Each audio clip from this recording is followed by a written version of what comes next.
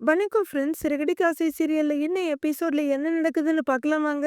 ரோஹிணி கனவுல மீனாவ பார்த்துட்டு அவங்க அடிக்கிற மாதிரி பேய் மாரி வர்றத பார்த்துட்டு இவங்க பேய் மாதிரி பெட்ல துள்ளி குதிச்சு உதைச்சு மனோஜ கீழே தள்ளி விட்டுருவாங்க. மனோஜுக்கு ஒரே பயமா போயிடும். மொபைல் எடுத்து அம்மாவுக்கு கால் பண்றாரு. ரொம்பவே சலிச்சுக்கிட்டு போன் எடுக்கிற விஜயா, ஓ இவனா அப்படின்னு போன் எடுக்கிறவங்க என்னடான்னு கேட்க, அம்மா கொஞ்சம் என் ரூமுக்கு வாம்மா அப்படின்னு மனோஜ் சொல்ல, இந்நேரத்துக்கா எதுக்குடான்னு கேக்குறாங்க விஜயா. அம்மா ப்ளீஸ்மா, எனக்கு கொஞ்சம் பயமா இருக்கு, வாமா ப்ளீஸ் அப்படிங்கிறாரு மனோஜ். ஐயோ வரேன் வச்சு தொலை, இவனால தாங்க முடியலன்னு புலம்பிக்கிட்டே விஜயா வர்றாங்க. இவன் ஒருத்தன் தூக்கம் வர்றப்ப தூங்கவே விட மாட்டான் அப்படிங்கிற விஜயா ஹால் கதவை திறந்துகிட்டு மனோஜோட ரூம் கதவை திறக்கிறாங்க. மனோஜ் நகர்ந்த சத்தத்துல மறுபடியும் எழுந்திருச்சுக்கிற ரோகிணி முடி ஃபுல்லா முகத்தை மறைக்க, ஐயோ என்ன விட்டுடு, ஐயோ என்ன விட்டுடு அப்படின்னு பேயாட்டம் ஆடிட்டு இருக்காங்க. ஐயோ என்ன விட்டுடு, என்ன ஒண்ணும் பண்ணிடாத, என்ன விட்டுடு விட்டுடு அப்படின்னு மண்டி போட்டு முகம் ஃபுல்லா முடியா மறைச்சிருக்க ரோகிணி கதறிக்கிட்டு இருக்க. விஜயா அப்படியே திக்குன்னு பார்த்துட்டு அப்படியே ஸ்டெப் ஸ்டெப்பா உள்ளர வந்து, ரோகிணி ரோகிணி என்னாச்சு? விஜயா இவன் எங்கன்னு பாக்க, மனோஜ் அங்க இருக்க டேபிளுக்கு அடியில ஒளிஞ்சிட்டு இருக்காரு.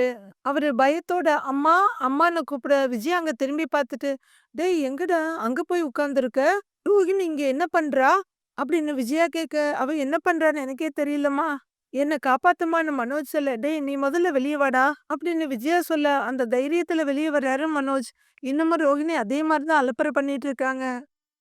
விஜயா கொஞ்சம் பக்கத்துல வந்து, ரோகிணி ரோகிணின்னு தோல்ல கைய வைக்க, துய நினைவுக்கு வர ரோகிணி சுத்தி முத்தி பார்த்துட்டு ஆன்ட்டிங்கிறாங்க. மனோஜ் அப்படியே மொழியெல்லாம் தெரிச்சு வெளியே வர்ற மாதிரி பயத்தோட பார்த்துட்டு இருக்காரு.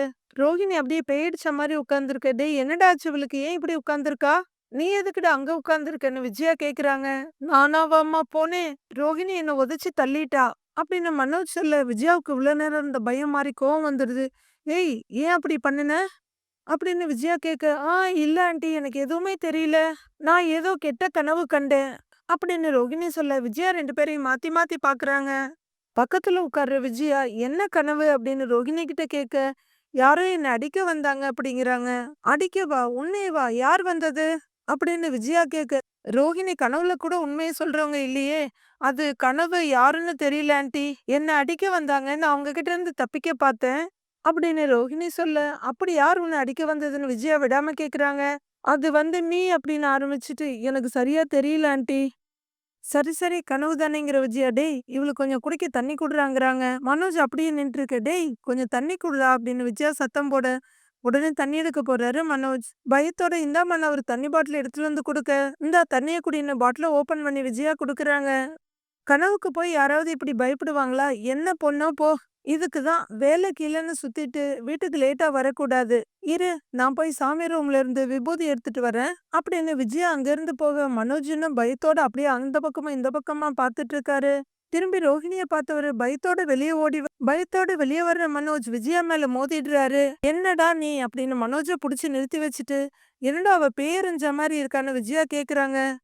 அந்த பயந்தாம்மா எனக்கும், அவங்க அப்பா இறந்ததுல இருந்து அடிக்கடி இப்படிதான் நடந்துக்கிறா அப்படின்னு மனோஜ் சொல்ல, என்னடா சொல்ற அப்படின்னு விஜயா கேக்குறாங்க. ஆமாமா, எனக்கு என்னமா அவளோட அப்பாவோட ஆவி அவளை பிடிச்சிருக்குன்னு நினைக்கிறேம்மா அப்படின்னு மனோஜ் சொல்ல, ஒரு நிமிஷம் யோசிக்கிற விஜயா, டேய் அவ அப்பா மலேசியால தானே இறந்து போனாரு, அவர் எப்படிடா இங்கன்னு விஜயா கேக்குறாங்க. மம்மி, ஆவிக்கு என்ன பாஸ்போர்ட் விசா வரலாமா கேட்க போறாங்க, அது அப்படியே காத்துல வந்துருமா அப்படின்னு மனோஜ் சொல்ல, விஜயாவுக்கு பயம் வந்துருது. ஐயோ அப்படியா சொல்ற அப்படின்னு விஜயா கேட்க, ஆமான்னு தலையாட்டுறாரு மனோஜ். விஜயாவுக்கு பயங்கரமா பயம் வந்துருது. ஆமாமா, கண்டிப்பா அவளுக்கு ஏதோ ஒண்ணு ஆயிருக்கு, நீ மட்டும் வரல, எனக்கு என்ன ஆயிருக்குமோன்னே தெரியலமா, எனக்கு ரொம்ப பயமா இருக்குமா, நாளைக்கு அவளுக்கே ஏதோ ஒண்ணு ஆயிடுச்சுன்னா அப்படின்னு மனோஜ் கேட்க, அப்படிலாம் எதுவும் ஆகாதுடா, நீ ஒன்னும் பயப்படாத, நீ சொல்றத பார்த்தா எனக்கும் கொஞ்சம் சந்தேகமா தான் இருக்கு, அவங்க அப்பாவை வேற கொன்னுட்டாங்கன்னு சொன்னாங்க, நிறைவேறாத ஆசையோட இறந்துட்டா ஆவி ஆயிடுவாங்களாம் அப்படின்னு விஜயா சொல்ல, ஆமாமா, அவருக்கு ரோகிணிய பார்க்கணும்னு ரொம்ப நாள் ஆசை இருந்தது,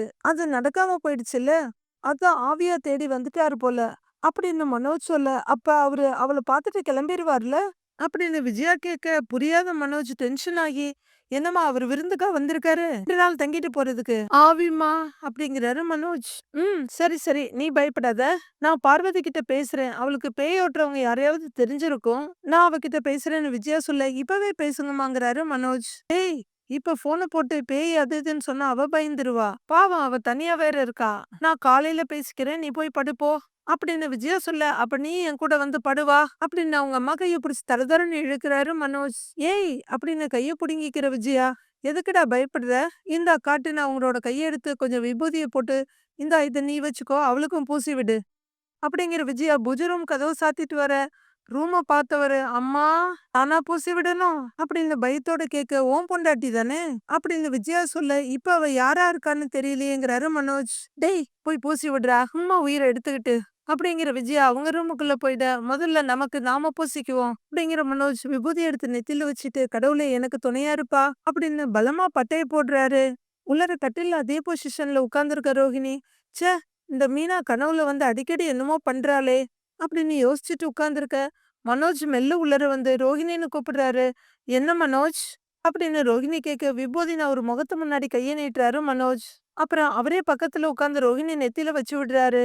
ஒண்ணும் இல்ல, வெறும் கனவு தான், சரியாயிடுச்சு, தூங்கு அப்படிங்கிற ரோஹிணி படுத்து போத்திக்க, மெல்ல எழுந்திருக்கிற மனோஜ் ஒரு தலவாணி எடுத்து கீழே போட்டு கீழே படுக்கலான்னு போக, ரோஹிணி திரும்பி பார்த்துட்டு என்ன பண்ணிட்டு இருக்கேன்னு கேக்குறாங்க. இல்ல கீழே நான் படுத்துக்கிறேன்னு மனோஜ் சொல்ல, இப்ப எதுக்கு கீழே படுக்கிற அப்படின்னு ரோஹிணி கேக்குறாங்க. இல்ல உனக்கு டிஸ்டர்பன்ஸா இருக்கும் அப்படின்னு மனோஜ் சொல்ல, அதெல்லாம் ஒரு டிஸ்டர்பன்ஸும் இல்ல, மேல படுன்னு மிரட்டலா சொல்றாங்க. அவங்க கொஞ்சம் நகர்ந்து உட்கார்ந்து இடம் கொடுக்க, படுத்துடுறேன் அப்படின்னு பயத்தோட குறிஞ்சி தலவாணி எடுக்கிறவரு, ரோஹிணிக்கும் இவருக்கும் நிறைய கேப் இருக்க மாதிரி வச்சுட்டு 2 பேருக்கும் நடுப்புற விபூதியை போட, ச்சே அப்படின்ட்டு படுத்துடுறாங்க ரோஹிணி. மீதி இருக்கிற விபூதி அவங்க மேல தெளிச்சு விட்டுட்டு பயத்தோட மெதுவா படுக்கிற மனோஜ் அப்படியே ஒரு பக்கமா பார்த்து ரோஹிணி என்ன பண்றாங்கன்றதுலயே கவனமா இருக்காரு. ஒரு வழியா பொழுது வெடிஞ்சிருது. ரெடியாக்கி வர்ற ரவி பெட்ல உட்காந்து மொபைல் பார்த்துட்டு இருக்க ஸ்ருதி கிட்ட இன்னும் கிளம்பலையான்னு கேக்குறாரு. அவங்க எங்கன்னு கேட்க, டப்பிங்க்கு தாங்கிறாரு. போகணும் அப்படிங்கிற ஸ்ருதி மொபைல பாத்துக்கிட்டே இருக்க, ஓ லேட்டா போறியான்னு கேக்குறாரு ரவி. இல்லையே சீக்கிரம் தான் போகணும்னு சொல்றாங்க.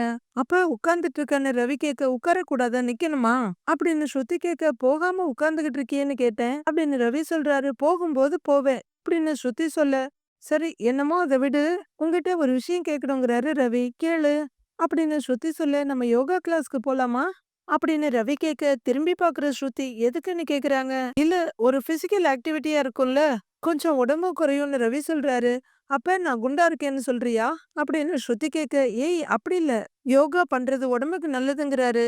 யார் உடம்புக்கு அப்படின்னு ஸ்ருதி நக்கலா கேட்க, பண்றவங்க உடம்புக்கு தான் அப்படின்னு ரவி சொல்ல, நான் எனக்கு உடம்பு சரியில்லைன்னு உங்ககிட்ட சொன்னேனா அப்படின்னு ஸ்ருதி கேட்க, இல்ல ஏதாவது ஒரு ஆக்டிவிட்டி டெய்லி பண்ணணும்ல, அப்பதானே ஹெல்தியா இருக்க முடியுங்கிறாரு ரவி. அப்போ நான் அன்ஹெல்தியா இருக்கேன், என்ன பார்த்து பேஷண்ட் மாதிரி தெரியுதா உனக்கு அப்படின்னு ஸ்ருதி கேட்க, சலிச்சு போற ரவி பக்கத்துல உட்காந்துட்டு, அப்படி நான் எங்க சொன்னேன், இப்ப நம்ம நாள் பூரா ஒர்க் பண்றோம், இப்ப ஒரு நாளைக்கு 1 hour இந்த மாதிரி ஆக்டிவிட்டி பண்ணா உடம்புக்கு எந்த ப்ராப்ளமும் இருக்காதுல்ல அப்படின்னு ரவி சொல்ல, அப்ப என் உடம்புல ப்ராப்ளம் இருக்குன்னு சொல்ற நீ அப்படின்னு ஸ்ருதி விடுக்குன்னு கேட்க, எதுக்கு எல்லாத்துக்கும் இப்படி தப்பான மீனிங்கா எடுத்துக்கிற அப்படின்னு ரவி சொல்ல, அப்ப எனக்கு அறிவில்ல அதானே அப்படின்னு ஸ்ருதி கேக்குறாங்க. ஸ்ருதி ஏதோ தோணுச்சே கேட்டேன், உன்னால வர முடியுதான்னு விட்டுரு அப்படின்னு ரவியும் கொஞ்சம் வாய்ஸ ரைஸ் பண்றாரு. ஓ அப்ப நீ என்னை லேசின்னு சொல்றியா அப்படின்னு ஸ்ருதி கேக்குறாங்க. ஏய் என்ன எல்லாத்தையுமே தப்பாவே புரிஞ்சுக்கிற அப்படின்னு ரவி கேட்க, அப்ப எனக்கு எதையுமே புரிஞ்சுக்க கூட தெரியல, அப்ப நான் ஒரு இடியட்னு சொல்றியா அப்படின்னு ஸ்ருதி கோவமா கேட்க, ஏய் நான் அப்படி சொல்லவே இல்லையேங்கிறாரு ரவி. ஓ அப்ப நான் போய் சொல்றேனா அப்படின்னு ஸ்ருதி கேட்க, ஓ ஐயோ என்னாச்சு உனக்கு? நான் எதுவும் பேசலமா, யாரும் போய் சொல்லல, நான் தெரியாம கேட்டுட்டேன், சண்டையே வேணா விட்டுன்னு எந்திரிக்கிறாரு ரவி. அப்ப நான் சண்டை போடுறேனா, எதுக்கு எடுத்தாலும் நான் ஆர்கியூ பண்றேன்னு சொல்ல வரியா அப்படின்னு ஸ்ருதி கேட்க, அம்மா தாயே நான் கேட்டது தப்புதான், நீ யோகாவுக்கே வர வேணான்னு குனிஞ்சு கும்பிடுறாரு ரவி. இப்ப நான் இல்லாம நீ போற அப்படின்னு ஸ்ருதி கேட்க, நானும் போகல அப்படின்னு ரவி சொல்ல, அப்ப நீ போகாததுக்கு நான் தான் காரணம்னு சொல்ற அப்படின்னு ஸ்ருதி சொல்ல, நீ காரணம் இல்ல, நானே முடிவு பண்ணிட்டேங்கிறாரு ரவி. அப்ப நான் இல்லாம நீயே ஒரு டெசிஷன் எடுப்பியா அப்படின்னு ஸ்ருதி கேட்க, ஸ்ருதி சீரியஸா எனக்கு டயர்ட் ஆகுது, உன்னை கேட்டிருக்கவே கூடாது, நானே தனியா போயிருக்கணுங்கிறாரு ரவி. அதானே நான் இல்லாம எப்பவும் எல்லா இடத்துக்கும் தனியா போய் தானே உனக்கு பழக்கம், நான் இல்லாம நீ ஜாலியா தானே இருப்ப அப்படின்னு ஸ்ருதி சொல்லிட்டு இருக்க, தாங்க முடியாத ரவி, ஐயோ கடவுளேன்னு தலைய புடிச்சிட்டு அப்படியே பெட்ல உட்கார்ந்து அம்மா அப்படின்னு புலம்பிட்டு இருக்காரு. ஏன் தலைய புடிச்சிட்ட அப்படின்னு ஸ்ருதி கேட்க, தலை வலிக்குது அப்படின்னு ரவி சொல்ல, எழுந்து வந்து அவர் முன்னாடி நிக்கிற ஸ்ருதி, ஓ நான் அப்ப பேசினாலே உனக்கு தலைவலி வருது, நான் பேசவே கூடாது இல்ல அப்படின்னு ஸ்ருதி கேட்க, தலையில இருந்து கைய எடுத்துட்டு, இல்ல இல்ல நான் தான் பேசவே கூடாது, நான் என் வாயை தச்சுக்கிறேன் அப்படின்னு ரவி சொல்ல, என்கிட்ட எல்லாம் பேசவே முடியாதுன்னு சொல்றியா அப்படின்னு ஸ்ருதி சண்டைக்கு பயங்கரமா ரெடியாக, ஸ்ருதி என்னால முடியல. வேண்டாம் அப்படின்னு கெஞ்சலா கேக்குறாரு ரவி. இப்ப என்ன குடுத்தாங்க வேண்டாங்கிற? அப்படின்னு ஸ்ருதி கேட்க மறுபடியும் தலைய புடிச்சுட்டு எந்திரிக்கிற ரவி. ஐயோ! பைத்தியம் பிடிக்குது. அப்படிங்கிறவரு பெரிய பெரிய மூச்செடுத்து இந்த பக்கமா, அந்த பக்கமா நடக்குறாரு. வேகமா வந்து அவரோட கைய பிடிக்கிற ஸ்ருதி. என்னால உனக்கு பைத்தியம் பிடிக்குதுன்னு சொல்ற. அப்படின்னு சொல்ல டக்குன்னு 2 கையாலயும் வாய பொத்திக்கிறாரு ரவி. என்ன வாய பொத்திக்கிட்டுன்னு ஸ்ருதி கேட்க, ம்ஹ்ம். நான் ஒண்ணும் சொல்லலன்ற மாரி ரவி தலையாட்ட அவங்க கைய எடுத்து விட்டுட்டு, என்ன என்கிட்ட பேசவே பிடிக்கலையா உனக்கு? அப்படின்னு ஸ்ருதி கத்த, ஐயோ! ஆள விடுடா சாமி! அப்படிங்கிற ரவி கதவ திறந்துட்டு கடகடகடன்னு வெளிய ஓடுறாரு. ரவி ஓடுறத பார்த்து கிச்சன்ல இருக்க மீனா, ரவி அப்படின்னு கூப்பிடுறாங்க. ரூம விட்டு வெளிய வந்து நிக்கிற ஸ்ருதி ஒரு நிமிஷம் முறைச்சு பார்த்துட்டு இருக்காங்க. அடுத்து ஓடியே போயிட்டான்னு சொல்லிட்டு விழுந்து விழுந்து சிரிக்கிறாங்க. ஐயோ! அப்படின்னு அவங்க சிரிச்சுக்கிட்டே வர, ஸ்ருதி என்னங்க ரவி அப்படி ஓடிட்டு இருக்காரு? ஏன் சிரிச்சிட்டு இருக்கீங்கன்னு மீனா வந்து கேக்குறாங்க. இல்ல வந்து அப்படின்னு சொல்லிட்டு ஸ்ருதி சிரிச்சுட்டே இருக்காங்க. ஸ்ருதி சொல்லிட்டாவது சிரிங்க அப்படின்னு மீனா கேட்க, இல்ல ரவி வந்து யோகாவுக்கு போலாமான்னு கேட்டுட்டு இருந்தான். அவன் கேட்டதுக்கெல்லாம் வேணும்னே கொஸ்டின் மேல கொஸ்டின் கேட்டு வெறுப்பேத்திட்டு இருந்தேன். அவன் ஆள விடுன்னு ஓடியே போயிட்டான் அப்படின்னு ஸ்ருதி சிரிச்சுக்கிட்டே இருக்க, ஏங்க இப்படிலாம் பண்றீங்கன்னு மீனா கேக்குறாங்க. சும்மா ஒரு ஃபன்னுக்கு தாங்க. எப்பவும் நல்லாவே பேசிட்டு இருந்தா போர் அடிக்கும்ல. இந்த மாதிரி அடிக்கடி அவனை இரிட்டேட் பண்ணிட்டு இருந்தாதான் என்னை திட்டுறதுக்காவது என்னை பத்தி கொஞ்ச நேரம் யோசிப்பான்ல அப்படின்னு ஸ்ருதி சொல்ல, இருந்தாலும் இதெல்லாம் பாவங்க அப்படின்னு மீனா சொல்ல, சும்மா விளையாட்டுக்கு தான் மீனா. ஆ நீங்களும் முத்துக்கிட்ட அவர் கேக்குற கேள்விக்கெல்லாம் நீங்களும் பதில் கேள்வி இந்த மாதிரி நக்கலா கேட்டு பாருங்களேன். சும்மா ஜாலியா இருக்கும் அப்படின்னு ஸ்ருதி சொல்ல, ஏங்க அவர்லாம் ரவி மாதிரிலாம் இல்ல. திடீர்னு கோவப்பட்டுருவாருங்கிறாங்க மீனா. அப்படிலாம் ஒண்ணும் நடக்காது. சும்மா ஒரு ஜாலிக்கு தானே. இன்ட்ரெஸ்டிங்கா இருக்குங்க. ட்ரை பண்ணி பாருங்க. நம்மளுக்கும் ஒரு என்டர்டெயின்மெண்டா இருக்கும்ல. அப்படின்னு ஸ்ருதி சொல்ல, அப்படியா சொல்றீங்க? அப்படின்னு மீனா கேக்குறாங்க. அவரு வந்தாருன்னு நீங்களும் அப்படி பேசி பாருங்க. அப்படின்னு ஸ்ருதி சொல்ல, அப்படிங்கிற மீனா யோசிச்சுட்டு அப்படியே கிச்சனுக்குள்ள போறாங்க. மீனா அப்படின்னு கூப்பிட்டுட்டு முத்து வர்றாரு. ஸ்ருதி சொன்ன மாரி பேசி பாப்போம் அப்படின்னு முடிவெடுத்துட்டு அடுப்புல வேலை பார்த்துட்டு இருக்க மீனா கிட்ட, மீனா சமைச்சிட்டியான்னு வர்றாரு முத்து. இல்ல சினிமா பார்த்துட்டு இருக்கேன் அப்படின்னு மீனா சொல்ல, என்ன ஜோக்காங்கிறாரு முத்து. இல்ல சீரியஸ் அப்படின்னு மீனா சொல்ல, ஜாலியா இதை வேடிக்கை பார்க்க ஆரம்பிக்கிறாங்க ஸ்ருதி. சரி எனக்கு ஒரு டீ போட்டு கொடுன்னு முத்து சொல்ல, பால் டீயா இல்ல பிளாக் டீயான்னு கேக்குறாங்க மீனா.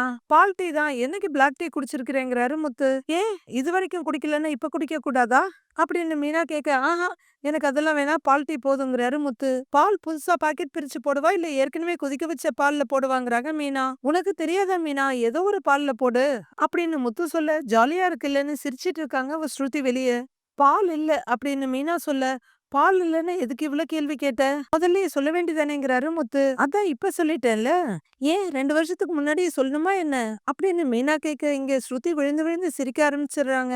முத்து மீனா ஒரு மாதிரியா பார்த்துட்டு, ஏய் பிளாக் டீய போடுங்கிறாரு. சர்க்கரை போடணுமா வேணாமா அப்படின்னு மீனா கேட்க, ஏய் நான் என்ன சர்க்கரை வியாதிக்காரனா? சர்க்கரை போடுங்கிறாரு முத்து. வெள்ளை சர்க்கரையா நாட்டு சர்க்கரையா அப்படின்னு மீனா கேட்க, சோ அப்பா நாட்டு சர்க்கரையை போடு அப்படின்னு முத்து சொல்ல, எந்த நாட்டு சர்க்கரை? நம்ம நாட்டு சர்க்கரையா இல்ல வெளிநாட்டு சர்க்கரையா அப்படின்னு மீனா கேட்க, உங்ககிட்ட போய் டீ கேட்டேன் பாரு, என்ன சொல்லணும் எதுக்கு, ஒண்ணு வேணாம் போ அப்படின்னு முத்து வேகமா திரும்பிட்டாரு. உடனே மீனா வேகமா ஓடி வந்து அவர் கைய பிடிச்சி, ஏங்க கோச்சுக்காதீங்க, டீ தானே நீங்க கேட்டு நான் என்னைக்கு இல்லைன்னு சொல்லியிருக்கேன் அப்படின்னு மீனா சொல்ல, அதுதானே பார்த்தேன் அப்படிங்கிற முத்து மீனாவை இழுத்து அவங்களோட கைக்குள்ள அணைச்சுக்கிட்டு, அதானே என்னடா விரட்டுற மாரி பேசுறாளேன்னு பார்த்தேன். இப்பல்லாம் யாரு எப்ப எப்படி பேசுறாங்கன்னே புரிஞ்சுக்க முடியறதில்ல.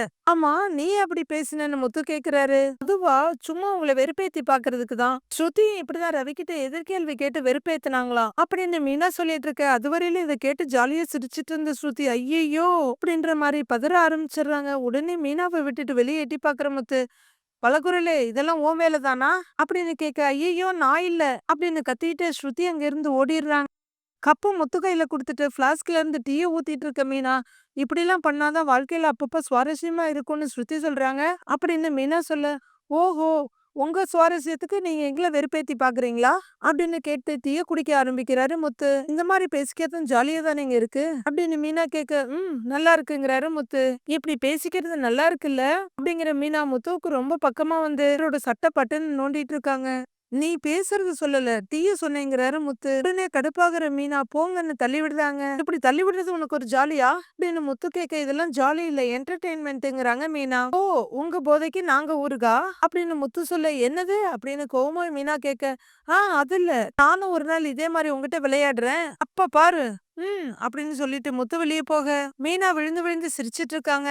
பார்வதி வீட்டு முன்னாடி மனோஜ் காரை கொண்டு வந்து நிறுத்துறாரு. கார்ல இருந்து விஜயா, ரோகிணி, மனோஜ் 3 பேரும் இறங்குறாங்க. ஆண்டி இங்க எதுக்கு கூட்டிட்டு வந்திருக்கீங்கன்னு ரோகிணி கேட்க, எல்லாம் உன் நல்லதுக்காக தாம்மா, வாமா அப்படின்னு சொல்லிட்டு, வா அப்படின்னு சொல்லி விஜயா உள்ளர போறாங்க. மனோஜோட கையை பிடிச்சி இழுக்கிற ரோகிணி, மனோஜ் எனக்கு என்னமோ இது சரியா தோணல மனோஜ், வா நம்ம ஷோரூமுக்கு போலாங்கிறாங்க ரோகிணி. ஏய் இரு ரோகிணி, கொஞ்ச நாளாவே நீ ரொம்ப டிஸ்டர்ப்டாவே இருக்க, நேத்து வேற என்ன புரட்டி எடுத்துட்ட அப்படின்னு மனோஜ் சொல்ல, ஏய் அது ஏதோ கனவுல வந்தது, தெரியாம அந்த மாதிரி பண்ணிட்டேன், இனிமே அந்த மாதிரி நடக்காதுங்கிறாங்க ரோகிணி. அதுக்காக இல்ல ரோகிணி, இந்த மாதிரி விஷயத்தெல்லாம் ரொம்ப நாளைக்கு நம்ம கண்டுக்காம விடக்கூடாது, உடனே ட்ரீட் பண்ணிடணும் அப்படின்னு மனோஜ் சொல்ல, அதுக்கு நான் யாராவது சைக்கியாட்ரிஸ்ட் கிட்ட போறேன், கவுன்சிலிங் பண்ணிக்கிறேங்கிறாங்க ரோகிணி.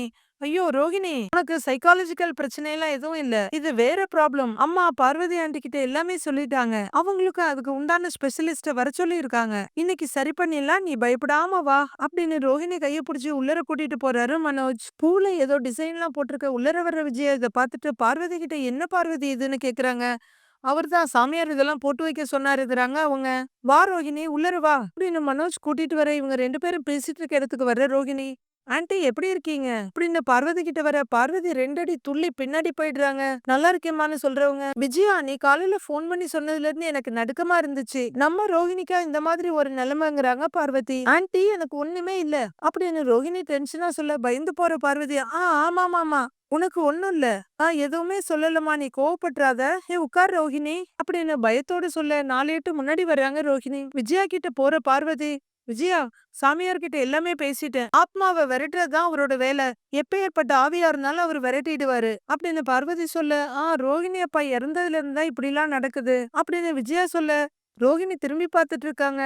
பொண்ண பாக்குற ஆசையில இங்க வந்துட்டாரு போல இருக்கு அப்படின்னு பார்வதி சொல்ல, ஆமா உயிரோடு இருக்கும்போது வரல, இப்ப வந்துட்டாரு அப்படின்னு முனகுறாங்க விஜயா. நீ தானே அவரை பாக்கணும்னு ஆசைப்பட்டேன்னு பார்வதி சொல்ல, ஆண்டி அப்படின்னு பதறாரு மனோஜ். ஏன் நான் நல்லா இருக்கிறது உனக்கு பிடிக்கலையா அப்படின்னு விஜயா கேக்குறாங்க. ரோஹிணி இதெல்லாம் கேட்டு சலிச்சு போய் டென்ஷன் ஆயிடுறாங்க. ஆண்டி நிஜமாவே எனக்கு எதுவும் இல்ல, இதெல்லாம் ஒண்ணு வேண்டாம், மனோஜ் வா போலான்னு ரோஹிணி வேகமா கிளம்ப, ஏய் நில்லு அப்படின்னு விஜயா அதிகாரமா சொல்ல, டக்குன்னு நின்னு திரும்பி பாக்குறாங்க ரோகிணி. நான் தான் சொல்றேன்லன்னு விஜயா சொல்ல, அப்படியே நின்னு முறைச்சிட்டு இருக்காங்க ரோகிணி. பார்வதி பயந்து போய் விஜயாவோட கைய பிடிச்சிட்டு, விஜயா விஜயா நீ அவளை கோவப்படுத்தாத, அப்புறம் அந்த ஆவி வெளியில வந்துட போகுது அப்படின்னு சொல்ல, விஜயாவுக்குமே கொஞ்சம் பயம் வந்து கையில இருக்க பையன் இந்தா அப்படின்னு குடுக்குறாங்க பார்வதி கிட்ட. மெதுவா ரோகிணி கிட்ட வர்ற விஜயா, ரோகிணி இந்த அத்தை சொல்றேன் இல்லம்மா, நீ நல்லா இருக்கணும்னு தானேம்மா நான் இதெல்லாம் சொல்றேன், எனக்காகமா இதெல்லாம் சரி பண்ணிடலாம், வா அப்படின்னு ரோஹிணியோட கைய பிடிச்சு கூட்டிட்டு வராங்க விஜயா. ரோஹிணி அமைதியா கூட நடந்து வராங்க. உட்காரு உட்காருமா அப்படின்னு சேர்ல உட்கார வைக்கிறாங்க. உள்ளர வரலாமா அப்படின்ற சத்தத்தை கேட்டு 4 பேரும் அப்படியே ஸ்லோ மோஷன்ல திரும்பி பாக்குறாங்க. விஜயா நான் சொன்ன பெரம்பு சாமியார் இவர்தான் அப்படின்னு பார்வதி சொல்லிட்டு, வாங்க சாமி வாங்கன்னு கூப்பிட்டுக்கிட்டே வாசப்படிக்கிட்ட போய் உள்ளர வாங்க சாமி அப்படின்னு சொல்ல, அவர் நிலப்படி மேல ஏறி நிக்கிறாரு. உடனே அவர் சின்னதா ஒரு பேயாட்டம் ஆடிட்டு, என்னால உணர முடியுது இங்க ஒரு ஆத்மா இருக்குங்கிறாரு. விஜயாவும் கொஞ்சம் பயந்து போய் பார்க்க உட்கார்ந்துருக்க ரோகிணி படக்குன்னு எந்திரிச்சு வந்து விஜயா பின்னாடி நின்னு முறைக்கிறாங்க. வாங்க சாமி சாப்பிட ஏதாவது அப்படின்னு பார்வதி கேட்க, வேண்டாம் அப்படின்னு அவரு சொல்ல, நான் சொன்னேன்ல சாமி ஒருத்தங்க மேல ஆவி இருக்குமோன்னு சந்தேகமா இருக்குன்னு அப்படின்னு பார்வதி சொல்ல, 3 பேரையும் அங்கிருந்தே பாக்குறவரு நடந்து வந்து விஜயா முன்னாடி நின்னு பயங்கரமா ஆராய்ச்சி பண்ற மாதிரி பாக்குறாரு. மனோஜ் விஜயா ரோஹிணி எல்லாரும் என்னடா இதுன்ற மாதிரி பாக்க நல்லா தெரியுது, முகத்திலேயே ஒரு அகம்பாவம், ஆங்காரம், தான் தாங்கிற ஒரு தலகணம், கெட்ட ஆத்மா மொத்தமா இந்த முகத்துல தான் தெரியுது அப்படிங்கிற சாமியார். பேய் பிடிச்சிருக்குது இவங்களுக்கு தானேன்னு விஜயாவை காட்டி கேக்குறாரு. என்னது அப்படின்னு கோவமா அதிர்ச்சியமா விஜயா கேட்க, ஐயோ சாமி இவளுக்கு இல்லங்கிறாங்க பார்வதி. எனக்கெல்லாம் ஒண்ணும் பேயெல்லாம் பிடிக்கல அப்படின்னு விஜயா வெறுப்பா சொல்ல, அது தெரியும், இல்லாத ஒருத்தங்க மேல பேய் இருக்குதுன்னு சொன்னா நிஜமாவே பேய் யார் மேல இருக்குதோ அந்த ஆத்மா சந்தோஷப்படும், அதை உணர்த்துறதுக்காக தான் அப்படி சொன்னேன்னு அந்தர் பல்டி அடிக்கிறாரு பெரம்பு சாமியார். விஜயா திடுக்குன்னு ரோகிணியையும் சாமியாரையும் மாத்தி மாத்தி பாக்குறாங்க. பெரம்பு சாமியார் பெரிய ஃப்ராட்ன்றது வெட்ட வெளிச்சமா தெரிஞ்சு போயிடுச்சு. சோ ரோகிணிக்கு ஒரு பெரிய விருந்தே இருக்கு. என்னன்னு நாளைக்கு பார்க்கலாம் ஃப்ரெண்ட்ஸ்.